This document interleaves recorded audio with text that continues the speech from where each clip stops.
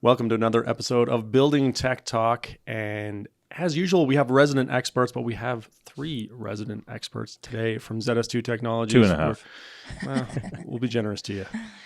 So we have, as usual, we have our co-founder and CEO, Scott Jenkins. And then we have Shil Patel, our director of U.S. sales. And then the dean, we have Candace Wolf, our director of tech partners. Is there a better name for that? Tech partner development. Tech partner development. I like the dean of Zed University. I gravitate dean. towards that. The dean. But has put together an incredible training package for ZS2 Tech Partners. So today we're talking about, okay, how do you take something, you have a new idea, you have new products, we're trying to change construction, we're trying to make the world a better place. How do you do that? And it's easy to have an idea, but how do you get that idea out to people? How do you get it in the marketplace? How do you get people adopting that? And so, Scott, I'm going to just start talking with you first, just to talk about the concept in general. When it comes to a business, it's easy to invent something relatively. It's okay to have an idea, but how do you then distribute it? From a business perspective, how big of a challenge is that for not just the construction industry, but really businesses in general? Yeah, it's so this is a great place to start, I think. It's even more challenging for folks like ourselves or other businesses out there that operate in such large industries. And if you think about it, in terms of what we're trying to bring to market or others in terms of innovation, sustainability, affordability, we're doing so, as an example, in the construction industry, the world's largest industry. So it's even more daunting. I always think back to a video I saw a long time ago with Simon Sinek, and it was, the bell curve of adoption of new technologies or new products. And I think he was referencing, even whether it was the iPhone or others. And he talked about early adopters. There's those early adopters. And so I think for today's conversation and a lot of the work that both Shil and Candace are focused on is finding those early adopters. Mm-hmm. But here's the trick. Not just finding the early adopters to be our client or be someone's client or buy your technology or product, but find the early adopters to then become the folks out there telling the story, become your partners in telling the story. I think that's the secret. And it's not easy, but if you find those early adopters and they really believe in what you're doing, have them go out and find more adopters. And it multiplies. Yep. And that's the secret. Not easy, though. Not easy at all. So, Candace, as we've scaled up and as there's been more tech partners coming on board, it's easy to say, go find early adopters. But what have you been finding as far as people who are those early adopters? What attributes do they have? What do you look for? What kind of people are they that take on a new technology and want to, as Scott was saying, share the word about it and bring it to their markets? I think they are similar to us as an organization, the ones that we've kind of partnered with. They are basically, they're major educators. They love to go out and just share their knowledge with the industry, with anyone not in the industry, kind of like Scott does, right? Like he just loves to tell everybody our story. It's that similar personality. They're excited about what we're doing, and they believe in the innovation. Like Scott mentioned, innovation is tough because it's not like you're introducing a brand new product to the market. You're introducing a version of an old one, right? An improvement on an old one. And especially in the construction industry, there's so many folks who have always done things the way they've done them. It's a tough task. So you need that excitement, that enthusiasm, forward thinkers, and as well, our tech partners especially just have that expertise, like having a group of people behind you who have that expertise. I think that's a really good point. And Shil, you've been working directly with a lot of our distribution partners. And I think something that we've learned and probably can be useful for folks listening is enthusiasm isn't necessarily enough.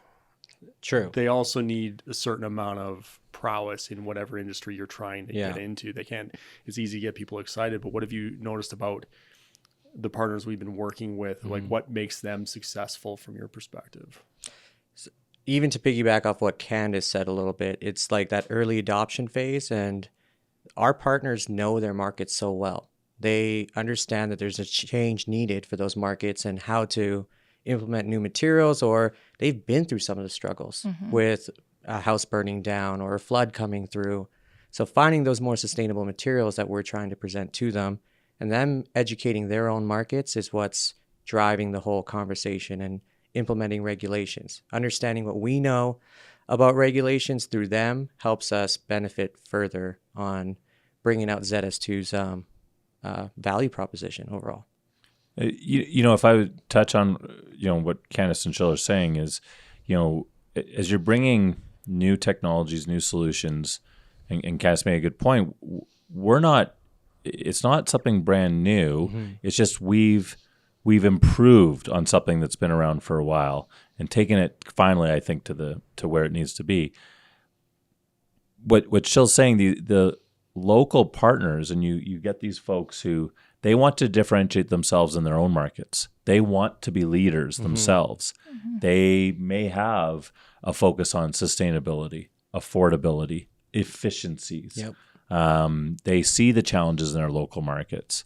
So if we can arm them and partner with them to help solve the local challenges, that's kind of the key. So maybe that's sort of my long-winded way of saying, really building what you're saying is it's helping them then go find their clients, their partners, but doing so that they are the problem solvers in their local market. Yeah, like we do. I mean, I think for this model to be successful, we do a lot of the research and development, testing and certification. We market nationally, internationally, but then we hand the baton to them. So we need to ensure that group, that team that we're handing the baton to, is capable. And I mean, obviously our partners are capable, but I think, you have to be crystal clear on who you're partnering with in order to have that success. But how much of a two-way street is that, where we educate through our ZU program, educating our tech partners and our distributors, but how much do we learn from them? There's lots of hurdles. So we've gone through different codes and regulations that we have to come in with, building variant solution forms where we're not fully certified in areas, but we know there's a path to navigate around it or implement our materials through there, and supporting our partners through it.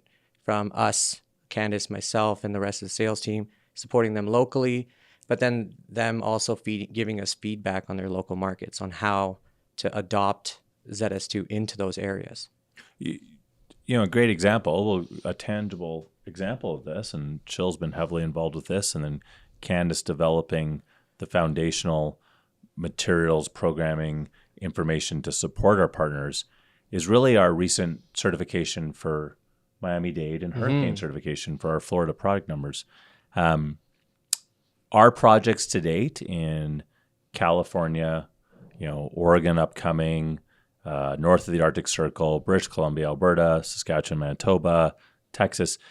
In those markets, Texas would be a little different. They would have this, but we haven't had to worry so much about hurricane certification. Now, in those markets, there's very strong winds, there's terrible storms. But now learning from our Florida, our Alabama, our South Carolina, I guess also our Texas partners that, no, this is an important challenge for housing, for schools, for clinics, for our commercial builds. And so we've really worked in partnership with them to learn what is required to meet those requirements. And proud to say, of course, now we've completed our first projects in the Bahamas. Florida's upcoming. Texas is complete. So, et cetera. There's just a tangible example there. Yeah. And actually, all of the educational materials, a lot of the collateral that we provide to our partners are designed because of feedback that they've given us and things that they say they need. And even some of the products we're creating, like we have a prototype going on right now that came about because of our tech partners. Yep. So Scott, it almost sounds like from a business strategy perspective for bringing new products to market, it's almost an accelerator to work with a diverse group of stakeholders in different areas that are also trying to grow their business. It almost makes your business grow faster. Matt, I hadn't thought of that, but I think actually you just absolutely nailed it. It's an accelerator for both sides of the partnership. Mm-hmm. The feedback loop helps take that time of development of innovative construction solutions for those local markets and really compress that timeline. You're right. I forgot. Obviously, we're working right now on a really interesting prototype for one of our partners, and it was their feedback and the potential that's driving our investment on their behalf and our behalf. I really like that. But it's not always easy.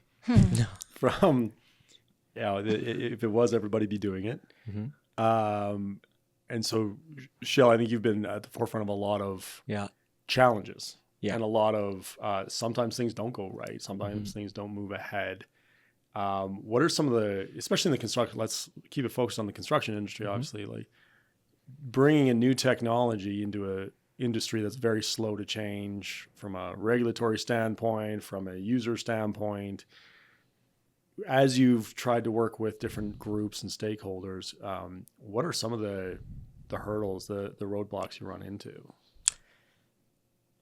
There's lots. So Where to begin? There's always a solution for something. So you're always trying to find solutions using what we have. Some of the roadblocks that we've seen are, do you have the right testing reports? Big architect organizations wanting to use our materials and certifications. When we're a growing company, we will invest into it and get there eventually. But right now, this is what we have and how we can navigate and help you implement our solutions in your local markets. It might not be big jobs to start. It might be small ones, and then slowly adaptation comes to where we can grow it. But right now we're seeing that type of model working, and now we're getting the bigger jobs in local markets that are starting to become very exciting. When it comes to fire, water, there's always going to be new categories of something that comes up in building and construction. And it's very challenging, but we're just trying to push through every day on different solutions on regulations. So knowing that we can come into it with a SIP panel solution is what we specialize in, again, stick frame construction, and how we can use our local partners to kind of change the game over there. Is there a certain amount of not trying to like boil the ocean kind of thing where it's sometimes easier to go in with those smaller projects? And even if you're a builder or one of our partners, is it easier to do a pilot project, do something simple, do a small scale, and get through some of those hurdles first before you go after the massive development where you're dealing with a lot of different moving parts? Is there an incremental aspect to it? There is, and then some markets are actually quite easier to get into. The ones that are more difficult, you bring in a pilot project, you talk to the regulatory officials, building departments, inspectors, making sure they're all on board and happy and excited about the material. When we've seen our projects go through, where like in California, for instance, the regulations came through, building inspectors, and everybody was excited. They're like, this is what we've been needing for a very long time.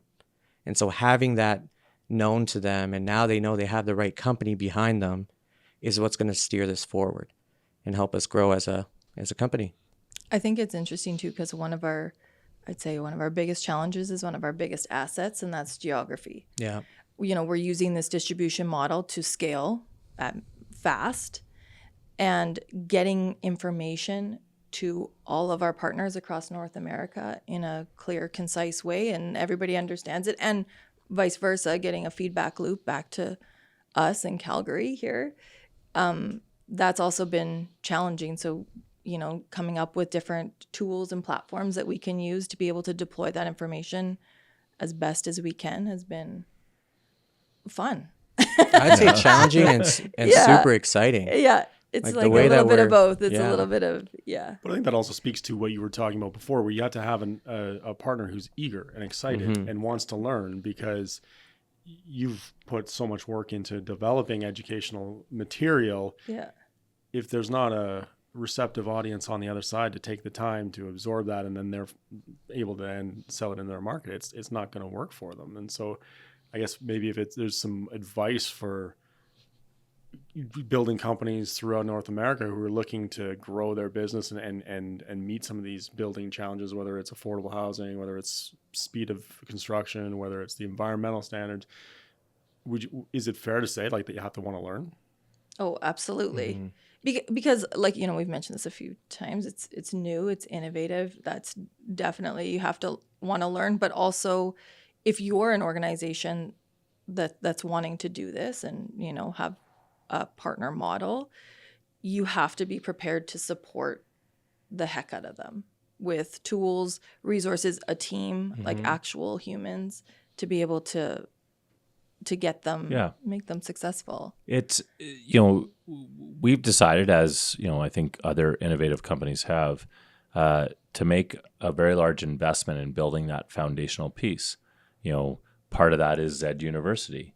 Candace has really, led that among many other things in terms of supporting the partners. Shill's work, his travels and being in their markets, with the certifications, the testing, unique developments. It's that foundational support for our growing partner network. One thing I do want to touch on though is ultimately for our partners, and there's a growing list of them, and it's fantastic throughout North America. They've recognized that there's a tremendous market opportunity to be different, to drive change in their local markets, because construction is changing whether it wants to or not as an industry. The building codes are rapidly changing for energy efficiency and resiliency. The insurance companies are driving change where the costs are going up to ensure both in construction and post-construction wood framed construction, as an example. Yeah. And the rates are going through the roof. Our growing population, our lack of housing, our need for more community health clinics rather than necessarily big hospitals. So the opportunity is, it's the world's largest industry. And for those that want to be on the leading edge, not the bleeding edge, the leading edge, then we're ready because the foundation has been built, thanks to these two. Even to touch base on that a little bit, is a lot of the trades, these boomers are leaving the market right now, and there's not a lot of framers in the industry anymore. So they're going to have to try to find ways to bring in other resources or different building methods to make it easier and adaptable to scale up for a growing economy. With the recession and also with how housing is going these days, we need to be able to be deployable, rapid deployment of homes, rather than waiting for a framer to put it up in 2 weeks when we could do it in 3 to 4 days, depending on the size of the home. So having those type of factors come into play are going to be very crucial in the next coming years. I think there's also a certain aspect of, as far as growing solutions and growing and meeting those needs, I think a lot of businesses, and this is where this whole thing comes in interesting. A lot of businesses, they're very inward and then out. Here we have our solution. Let's push it out to the marketplace. Whereas what I've seen with our team, and you especially, Shill, is having a bit of a open mind when one of our partners comes to us and says, no, actually, this is our problem. How do we solve this? And that actually drives innovation the other direction from just, inward out trying to sell people on things. It's how can you develop a solution that now other people need. So I know you've been working on a couple of, I'll put you on the spot a little bit. What can you kind of point to an example where somebody was helping drive you and to come up with something that we may not have thought of? I would say Florida's a big one with the Florida product number and getting implementation into there now that we're fully certified. And then the roofing industry. The roofing industry was approached to us by a couple partners being like, if you can fix a solution with a board and a foam package, you are literally going to be deployable all throughout North America, where you're saving on time, you're also giving higher R values to our materials, and then you're fire, mold, and water resistant. Can you figure it out? And as a team, so far at ZS2, because we have such a great team, all of us thought about it, brainstormed it, figured out a prototype. Now we're trying to implement it into the market using these partners to see if it's going to be a viable solution. Now, for the record, when Chill says all of us, I was gonna say. it's always important to note here, I am not allowed to participate in product development, and that's a good thing. It's an amazing team that I am here to support and maybe bring coffee on weekends like I did this weekend for the manufacturing crew. And actually, Shill said, "You guys, we have to do this," and Yeah. then we all just kind of jumped on board because, well, we got it. I mean, this is just kind of what we do. It's just sort of how the team is here. So I think that also speaks to a little bit of culture where, and not just culture within a company, but a culture of your partners that you bring in. And so Candace, for you, how have you developed that a little bit where partners are excited to bring ideas and bring that two-way communication that helps us grow, but also helps them grow? What are some of the ways that happens? I mean, I think you touched on it, is communication. I'm a huge advocate for communication in all walks of life and all areas of life, but this one especially. The language that we use when we deliver messaging, when we give them material, it leaves the door open, and we're always asking for feedback. And also, I think I've heard Shill on the phone before with them saying, "What do you think? What do you guys think?" You know, so we're constantly asking for that feedback. Yeah, and collaboration, because their opinions matter. When we're trying to drive local partners to become successful, I'm always asking, what do you think that we need to do to help you grow in your market? And if we can do it, we'll do it. If not, then we'll work on it or work towards it. But there's always a solution for everything that we're trying to do. Their success is our success. Yes. Exactly.